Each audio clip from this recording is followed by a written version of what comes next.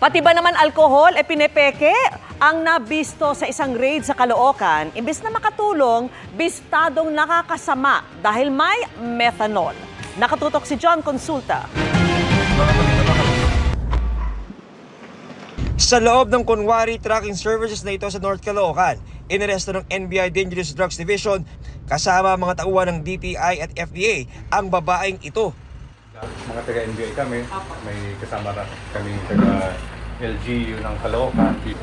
Ipapaliwanag namin sa iyo yung purpose ng presence namin dito dahil meron reklamo rito sa facility ninyo at illegal kayong gumagawa ng mga produkto. Siya ang itinuturong may-ari ng kumpanyang illegal na nagmamanufacture ng counterfeit na alkohol. Sa paghahalughog sa pasilidad, tumambad ang kahong-kahong alkohol at sangkaterbang drum na naglalaman ng methanol. Kita rin ang basura ng pagawaan na nakatambak lang malapit sa kanilang mismong pagawaan ng hand soap at alkohol. Sa unang tingin ay akalain mo mga ordinaryong alkohol lang na nakalagay sa galon ang ibinebenta ng kumpanyang ito na nakasulat sa kanilang label, 70% ay isopropyl alcohol at baby powder scent pa.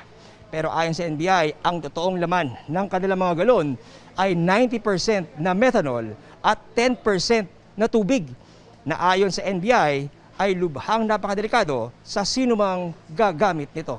Because of the toxic and hazardous effect ng product na to, no, which is harmful to the public, pag ginamit mo to, you'll get itchy, makangati yung balat mo, yung mata mo magiging sore. No? But the constant exposure to this can cause blindness. To.